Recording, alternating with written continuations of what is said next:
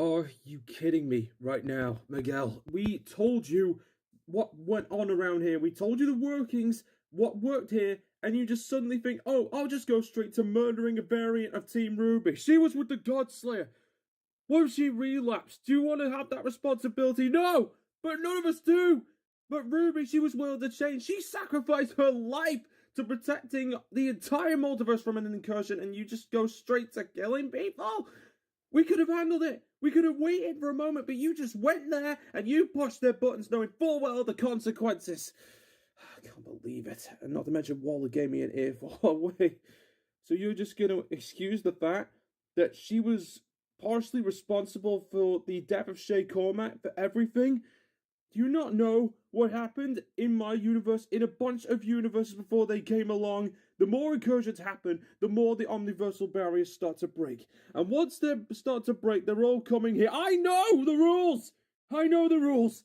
But this sanctuary is a haven for every variant that has lost their universe to either the Chaos Collective or an incursion. Yes, they're not always going to be kind. Yes, they're not always going to be on our side. But until they have been given a fair trial, we cannot take any action against them. We can contain them, but executions come after the trial. And if that's not good enough for you, Miguel, you could just leave.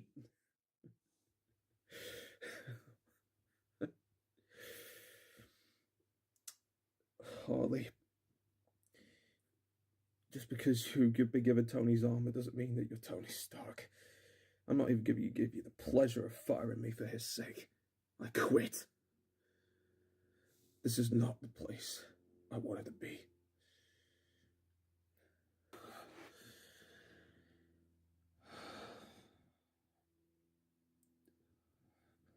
Parker.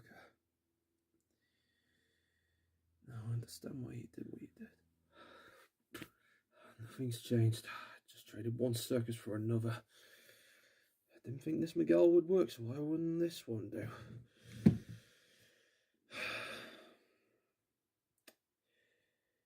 Well, why do I start with this one? Right. My name is Shawn Patrick Parker. I was bitten by a radioactive spider, and for 7 years, I've been the one and only Spider-Man. You know my story. Saved a bunch of people, stopped a huge crime war, got hit by a drone again, sold the pizza shop to go into medical science. The Avengers hasn't been seen in years. My dad died of crime. My mother died to devil's breath. My Uncle Pete died, and, well, I haven't had the strength to tell this story before. But a loved one said that it would help clear the air. And so here I am. After 7 years since I started wearing the mask, I knew there was going to be challenges, and all the evil I faced, all the friends I made along the way, nothing could prepare me for what was about to come next. For that day on Halloween, I knew there was going to be carnage. I knew there was going to be terror. I knew there was going to be chaos.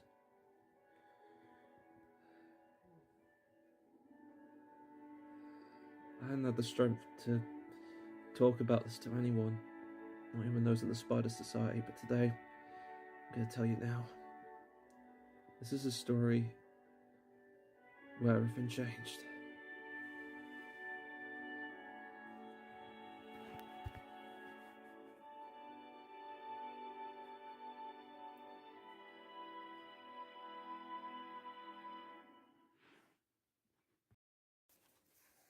This is how the story begins. It was 2 days before Halloween, and after a day of fighting crime, what better way to spend it than going on a date with my girlfriend Millie and having a pizza with her mother, Gwen Stacy.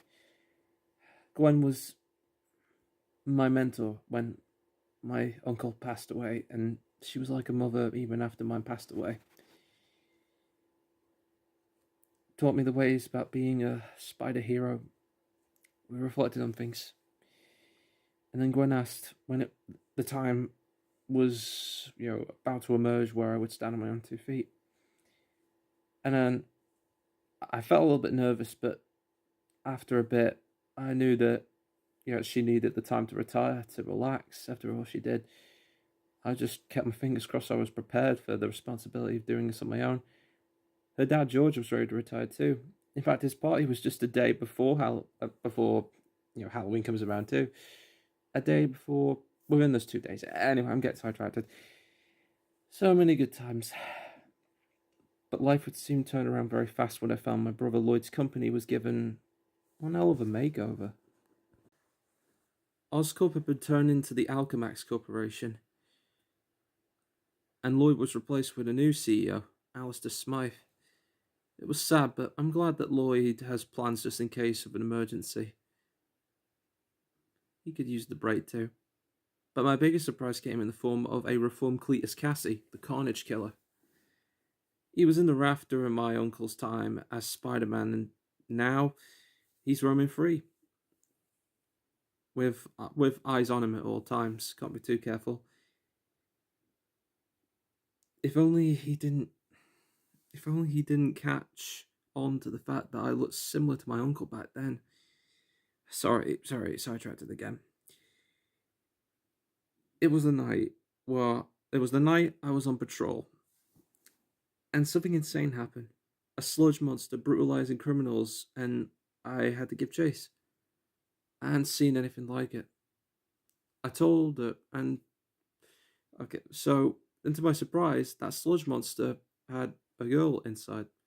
Not like anything. It's just like it was like a mask. Like the alien sludge monster was like a mask, and I told her that I meant her no harm, but then someone else was after her. Someone called Rafe, but I knew her well as Yuri Watanabe. I heard that Yuri was on a different path, following a life of crime after the whole City of War thing. But going after a scared girl inside of a sludge monster was a little extreme. I found enough Yuri as best I could, but an explosion was heard and quite shook us. But it also led to some bad news. The NYPD was attacked and it lost its captain, George Stacy. With George Stacy's staff and a symbiote monster on the loose and Cassie's breakout following after, I think it was time for a mystery to begin. And my hankerings are about to begin too. I'm just going to go and fetch a ham sandwich. Okay. So where's I? Should we run this page? There we go. Ooh, this is really good. I began an investigation about the symbiotes, and I got some intel while also catching up with a pal, Elton Brock. He says that his dad may know everything about this symbiote monster, but he's been shut out from the world ever since my uncle and him fought in an epic battle. A battle that took the life of his best friend. Eddie Brock survived, but the symbiote was lost until now. I went to see Eddie to ask about the new symbiote. It must have been hard for him to talk about these things, but he found Venom helping a girl who was sick. Her parents used to work for Alchemax before it came around, before it even became a thing. Curious, but even more curious as the investigation continued. At Alchemax, I heard rumors that the symbiote girl attacked, just last night in fact, and took the life of one of its staff members, Luke Carlisle. I had my doubts. Maybe my mind was in shock that Carnage was out there on the loose, or the fact that Oswald Octavius was out of prison too, another one of my friends turned criminals, and now working for Alchemax. Millie also gave me an earful about missing out on her grandpa's funeral. But we broke up after she found out. After she found out I was Spider-Man, and Gwen was my teacher. But then he found me. Carnage. He knew that my uncle was Spider-Man, and he wanted to get his revenge. Talking about reliving the glory days. He was strong. Powerful. And to make matters worse, he turned Millie into a symbiote monster. I lost the one I love. I just didn't know it until it all fell apart. Well, sorry if there's a few long pauses. I have been like holding off from telling this story for quite a bit, but this nice lady, Miss Jones, Jessica Jones, said that it is great to get these things off your chest. It's a form of healing. I just anyway, back to the story. So the new Venom came, tried to save me, but Carnage got to her. I stopped Carnage, but he and Millie left me wounded on the ground. If only I was there to stop Cassidy from using Alchemax's fusion generator, I could have stopped the outbreak of symbiotes, red symbiotes. He got what he wanted. He painted the town red, and it was my fault. When I came to, I found I was saved by Gwen, by Yuri, by Eddie, Melissa Hardy, the Black Cat, the Venom Girl, her name was Mary, even Squirrel Girl too. I keep forgetting to thank her for her help. She was very eager to help me, and I just didn't say anything. All right. Mary told me that she was dying, that she had days to live, but Venom saved her life, cured her, and has been by her side ever since. Looking at my city, I realized I couldn't do it on my own. Not yet. I felt defeated. But the city I protected gave me the strength to rise up. To see how far I would go. Always there. And then I realized what I had to do. You see, the symbiotes are weak to fire and sounds, mainly sonic frequencies or a church bell, but we didn't have any church bells. Good thing I had a few gadgets that gave us quite an advantage against them. Stopped most of the symbiote zombies, but not all of them. Our salvation was at Alchemax, and as well as Oswald's sonic generator. That was the key. But a sonic generator can't produce, sound waves without some form of relay. So we were each given a sonic relay to spread throughout the entirety of New York City. And when the generator is activated, it sends a signal. And once the relay gets the signal, it unleashes a sonic burst that could easily defeat all the symbiotes. But it wasn't without its faults or its difficulties. There was a big battle ensuing in Alchemax, but Mary's symbiote got absorbed by Millie, who was becoming stronger, even after absorbing the Carnage symbiote as well. Saved us a lot of trouble now thinking about it, but it only gave us more trouble.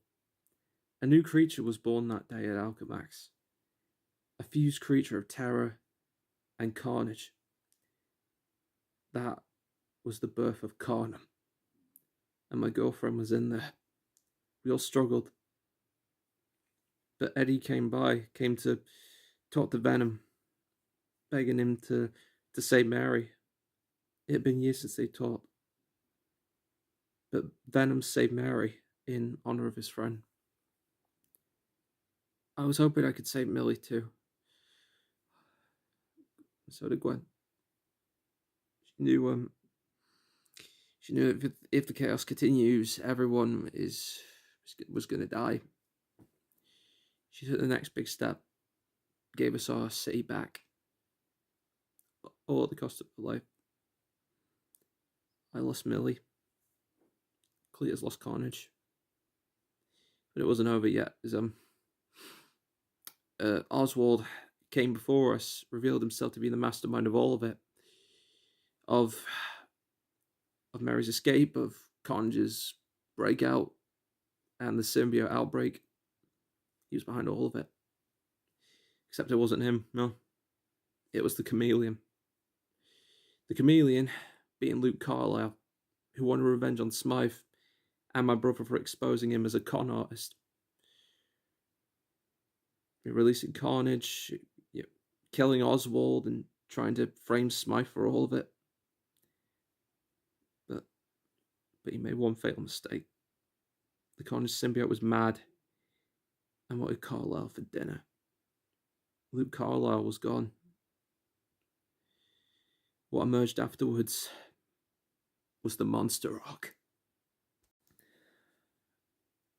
This creature haunts my dreams every time. The Carnage symbiote, Doc Ock's arms, and Luke Carlisle as a vessel. He knocked us all down, put up a fight, and he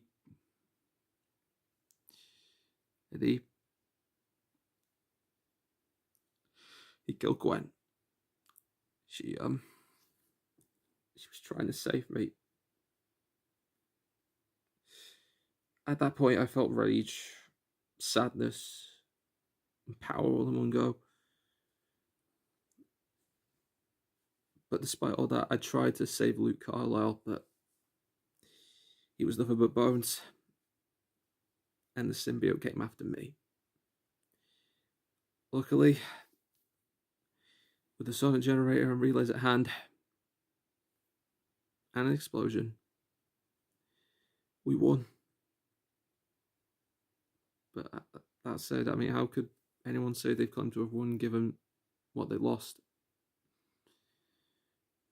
I'll never know.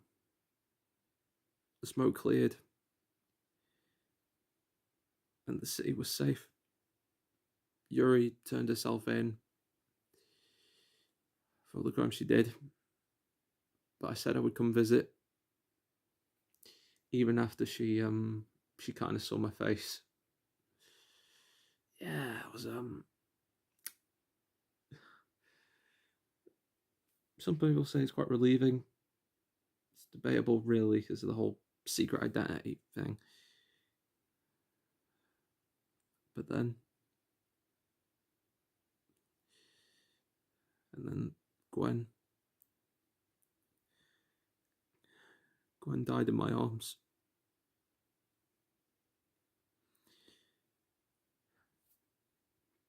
She died protecting me, protecting the city.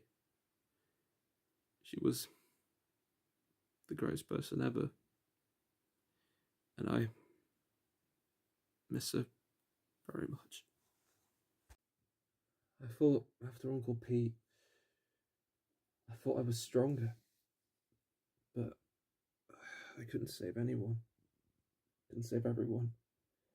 It took me years of therapy, and I thought time outside my own universe would help to heal me. But evidently, things didn't work out. But to think all it took was one trip to the one place I never thought I'd ever go to, and it brought me back to the light. Both me and Spider-Man.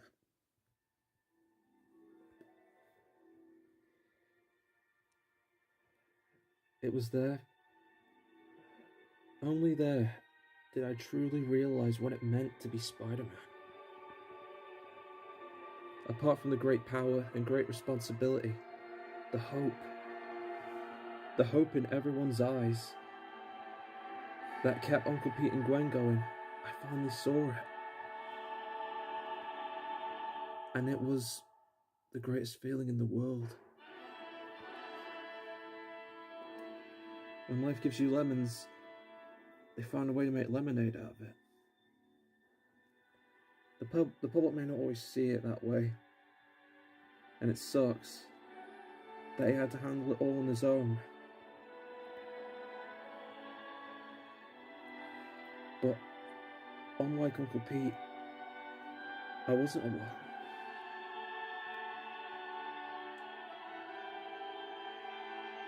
Or afraid to open to people. Maybe I can have both. Great power, it's one hell of a milkshake, along with the great responsibility. And now I have someone who I can trust, someone I want to protect again, and a reason to continue on my role as a protector.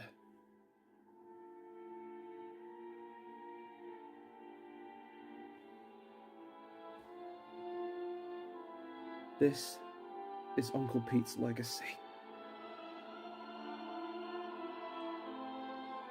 This is Gwen's hard work.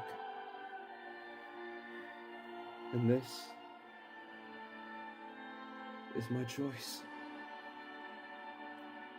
My role. My destiny. My name is Sean Patrick Parker. And I am Spider-Man.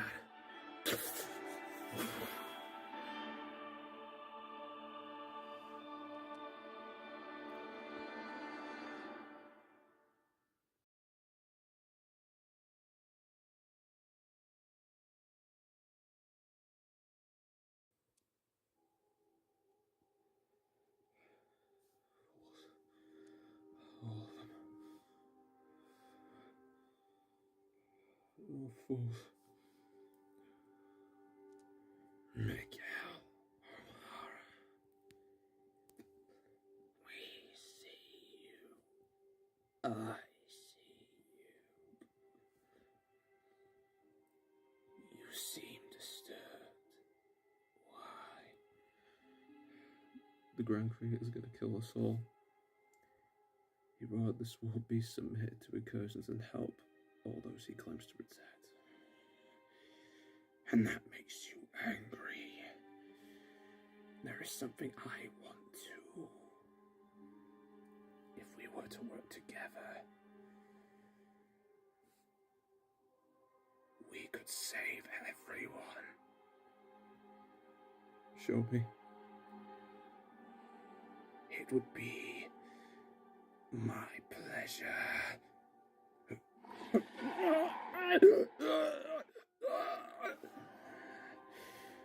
We will destroy the Grand Creator, the Chaos Collective, all of reality. But first, we must have vengeance upon Spider-Man!